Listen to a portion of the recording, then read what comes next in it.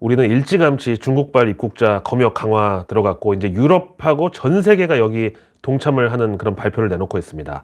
근데 중국 당국은 자기네 중국인 여행객 과도하게 방역 관리하는 나라에 대해서는 상호주의 원칙에 따라서 보복을 할 수 있다고 또 경고를 하고 나섰습니다. WHO 세계보건기구는 중국 측의 코로나 관련 데이터에 의문을 제기하면서 좀 더 신뢰할 수 있는 데이터를 제공해 달라 이렇게 촉구를 했는데 중국 정부는 여기에 대해서 역시 묵묵부답. 그러면서 주말 중국인민은행이 부동산 부양책을 서둘러 발표를 했습니다.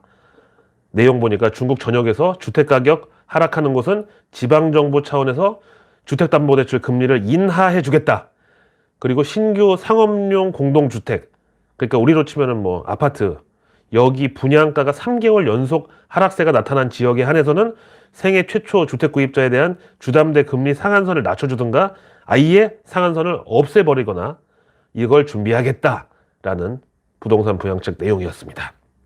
하여튼 이번 주에도 우리 오전 10시 반에 개장하는 중국 증시, 홍콩 증시 또 여기에 엄청나게 우리가 또 많이 좌우가 될 걸로 볼 수밖에 없죠. 근데 실제 중국은 지난 코로나도 제일 먼저 팬데믹 먼저 퍼졌지만 증시도 보면은 뭔가 한 단계 빨라요.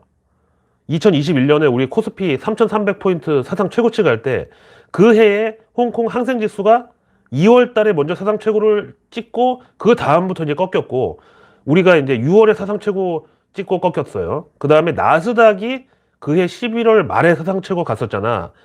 그러니까 이렇게 보면은 이번 베어마켓이 생각보다 정말 다행히도 일찌감치 지금 정도로 싱겁게 끝날 가능성을 정말 진지하게 본다고 하면은 요즘 홍콩 항생지수가 급등하는 게 그 증거일 수도 있겠다는 생각이 들어요. 그럼 이제 우리나라가 지난 코로나 그 당시 사상 최고치 때 시차를 보면 한 4개월 정도 홍콩이 빨랐고 증시 회복도 지금 홍콩이 먼저 시작했다고 하면은 우리가 올해 5, 6월경에 본격적인 반등 시작하고 그다음 또 그로부터 5개월 후 10월, 11월경에 미국이 다시 불마켓 시작을 알릴 수 있는 그런 시나리오가 가능하죠. 그럼 미국의 경우는 연준 금리 인하를 확인하기 전까지는 사실 그 랠리에 아무도 안 뛰어들 것 같은데 그럼 정말로 연준이 올해 안으로 다시 금리 인하 조치에 나설지는 솔직히 조금 미지수죠. 마침 영국의 그 파이낸셜 타임즈 주말판에 보니까 2023년 20가지 전망 여기서 올해 내로 절대로 볼 수 없을 여러 가지 중에 연준 금리 인하 그리고 푸틴의 종전선언이 들어있더라고요. 그 밖에는 뭐 바이든이 기존 불출마 입장을 뒤집고 다음 대선에 또 출마를 할 것이다.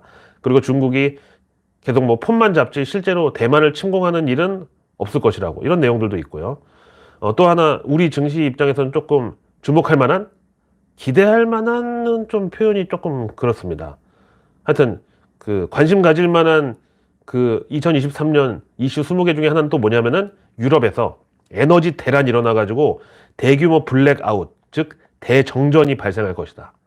와 진짜 유럽에서 대정전이 최소 1시간 이상 발생하면 정말 어떤 재앙이 일어날까요? 일단 그렇게 많은 여러 민족들이 한데 뭉쳐 있다 보니까 폭동하고 소요 사태는 기본일 것 같고 정말 더 큰 재앙이 일어날 수도 있지 않을까요? 다음 또 주말에 러우 전쟁 휴전 관련된 썰이 이제 있었는데 이게 소스가 뭐냐면은 그 구소련부터 내려오는 정교회라는 종교가 있는데 여기는 크리스마스가 1월 7일이래요. 그래서 이거 기준으로 크리스마스 이브 그러니까 1월 6일부터 7일 당일까지 총 36시간을 푸틴이 러시아군에 휴전을 명령을 했어요. 여기 맞춰가지고 우크라이나 젤린스키 대통령실에서는 뭐 우크라이나 안에서도 정교회 믿는 사람들 당연히 있으니까 이거는 알 건데 근데 젤린스키는 아예 러시아군이 휴전 기간 동안 자기네 영토를 떠나면 제대로 된 휴전 협상이 가능하다고 이렇게 응수를 했는데 푸틴은 여기에 대해서 역시 개무시.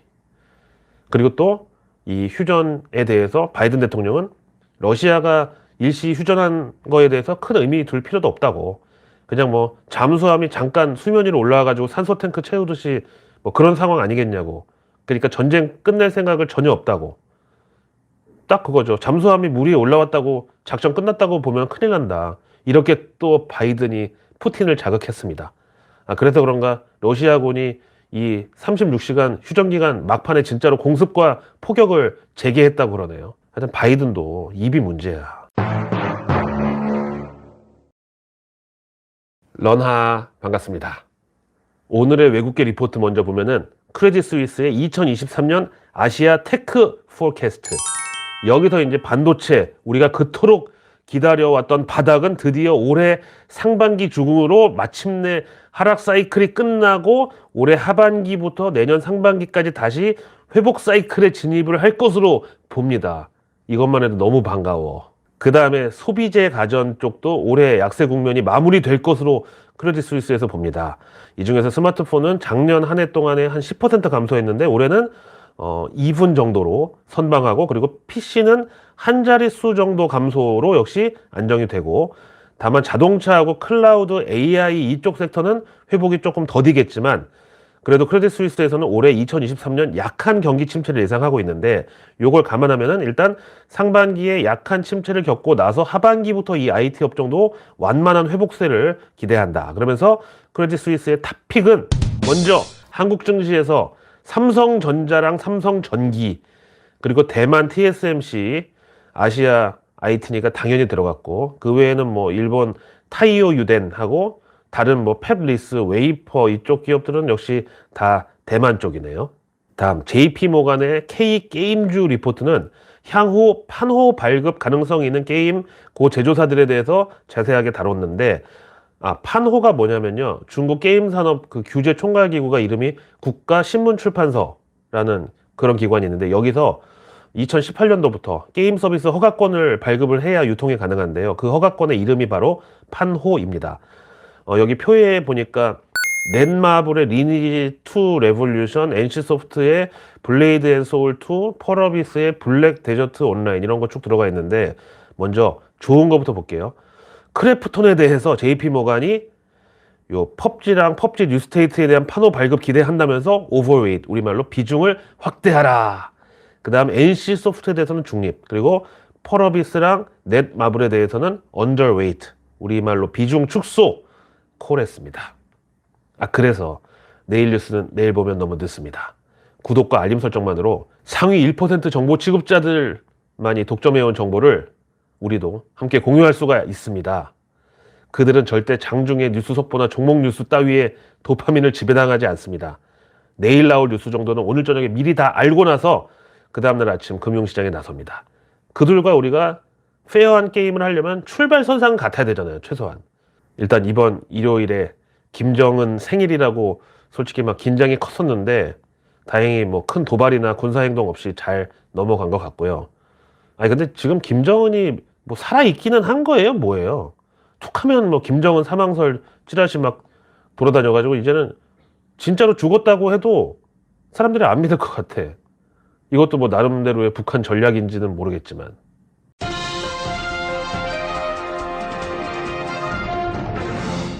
내일은 1월 9일 월요일, 한 주의 첫 거래일 되겠습니다. 먼저 내일 정부 일정은, 일단 제 헤드라인에 나올 게 마스크 해제 기준 충족 관련해가지고 자문위 논의, 이게 잡혀 있고요. 다음에 이거는 진짜 뉴스플로우에 타기 좋은 그런 주제인데, 2023년 설 명절 1일 물가조사 실시.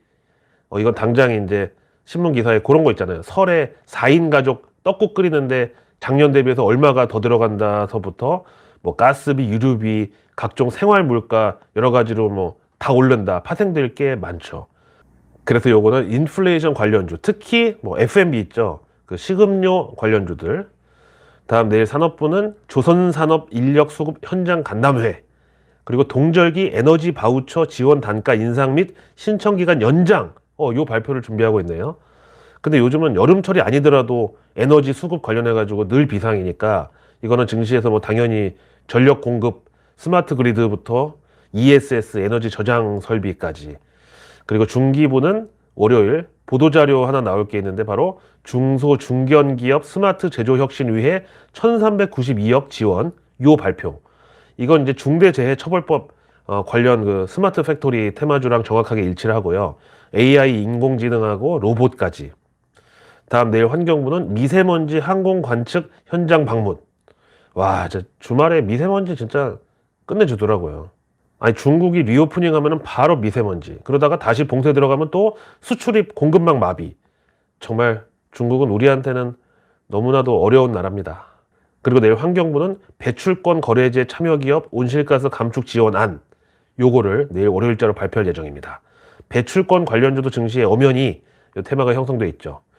다음 내일 증시 일정은 드디어 JP모간 헬스케어 컨퍼런스가 시작이 되는데 12일까지요. 이번에 가장 주목받는 섹터가 바로 알츠하이머 이쪽이라고 그러네요. 뭐 당연히 이제 감염병 코로나 이런 거는 지난 2년 동안 너무 많이 팔아먹었으니까 이제 다시 일상으로 돌아간다고 하면은 고령화 뭐 이런 거겠죠. 다음 내일 해외 일정은 미국 국무부 경제차관이 내일 1월 9일자로 방한을 합니다. 여기서 이제 IRA 관련해 가지고 논의가 있을 수 있고, 다음 내일 북미 3개국 정상회담도 열리는데 이 북미 3개국이 미국, 캐나다, 멕시코. 이거는 이제 미국 내 첨단 산업 리쇼어링 관련된 논의가 핵심이죠. 일단 한 주 출발은 이렇게 되고, 대신 이번 주에 화요일 제롬 파월 연준을 의장 연설하고 목요일 날 미국 12월 CPI가 또 대기를 하고 있는데, CPI는 지난 결과가 7.1이었는데 이번에는 앞에 무조건 6자 붙어가지고 미국의 12월 크리스마스 연휴가 꼈던 그 기간 소비자 물가지수가 6.6%대로 많이 내려왔을 것이라는 게 지금 컨센서스입니다.